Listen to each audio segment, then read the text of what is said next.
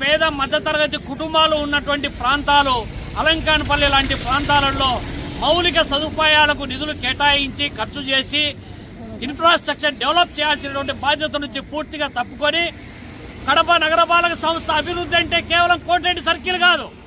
అభివృద్ధి అంటే ఇవాళ 7 రోడ్ల సర్కిల్ అభివృద్ధి కాదు. ఇవాళ మెడ్జుడు పంచాయతీలు అయినటువంటి గూడూరు పంచాయతీగా ఉన్నటువంటి ఈ ప్రాంతంలో నగరపాలక సంస్థ అయినటువంటి నాటి నుంచి ఇప్పటి వరకు మీరెంత డబ్బులు కేటాయించారో, దేనికి కేటాయించారో అని లెక్కలు తీస్తే ఎక్కడే కానీ అభివృద్ధి కనపడనటువంటి పరిస్థితి. నెలల తరబడి నీళ్లు నిలబడితే నగరపాలక సంస్థ ఏం నిద్రపోతా ఉందా, లేకపోతే అధికార పార్టీ నేతల ఇళ్లలో గోకులు కడుక్కుంటా ఉన్నారని చెప్పి భారత కమ్యూనిస్ట్ పార్టీ ప్రశ్నించదలుచుకుంది. మరి మీరు ఇన్ని రోజుల పాటు గతంలో కూడా ఒకసారి ఆందోళన చేశారు, ఇంకొకసారి ఆందోళన చేస్తే అక్రమ కేసులు బనాయించారు. కానీ ఇంతవరకు సమస్య పరిష్కారం చేయలేదు. టెండర్ల పేరుతో కాలయాపన చేస్తున్నారు తప్ప ఎక్కడే కానీ ఒక్క పని కూడా ముందుకు జరిగినటువంటి దాఖలాలు లేవు.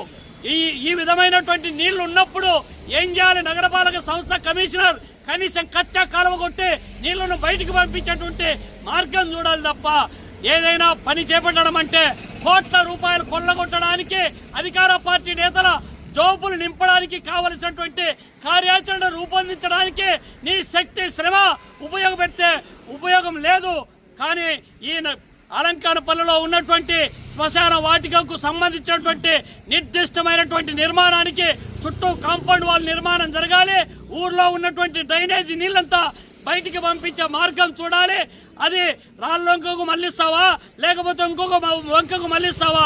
వెంటనే కచ్చా కాలువ కొట్టి నీళ్లు పంపించడానికి నగరపాలక సంస్థ కమిషనర్ చొరవ చేయాలి. అధికార పార్టీ నేతలు ఎవరైతే ఉన్నారో ఎమ్మెల్యే నుంచి కొత్తగా ఎన్నికైనటువంటి మేయర్ కూడా ఈ ప్రాంతాన్ని ఒక్కసారి వచ్చి పరిశీలన చేయండి. ఇక్కడ ఉన్నటువంటి ప్రజల సమస్యలు అడిగి తెలుసుకోండి. అట్లా కాకుండా మేయర్గా ఎన్నికైనటువంటి ఆయన ఎక్కడో బ్యూటిఫికేషన్ పనులు పార్కు చుట్టూ తిరిగితే ఉపయోగంలా, జనం ఉన్నటువంటి చోటుకు వచ్చి స్లమ్ ఏరియాలలోకి వచ్చి సామాన్య పేద మధ్యతరగతి కుటుంబాలు ఉన్న చోటుకు వచ్చి పరిశీలన చేసి వాటిపైన దృష్టి కేంద్రీకరించాలి తప్ప పైన పరిశీలన చేయడం వల్ల వచ్చే ఉపయోగం లేదని చెప్పి కూడా చెప్పదలుచుకున్నాం. ఇప్పటికైనా ఈ అలంకానపల్లిలో ఉన్నటువంటి పేరుకుపోయినటువంటి కూరుకుపోయినటువంటి అలంకాన ప్రజలను మురికి కూపం నుంచి, డ్రైనేజ్ వ్యవస్థ నుంచి కాపాడాలి. లేకపోతే నగరపాలక సంస్థ కార్యాలయం కేంద్రంగా చేసుకొని నిరవధిక పోరాటానికి శ్రీకారం చుట్టామని చెప్పి హెచ్చరిస్తా ఉన్నాం.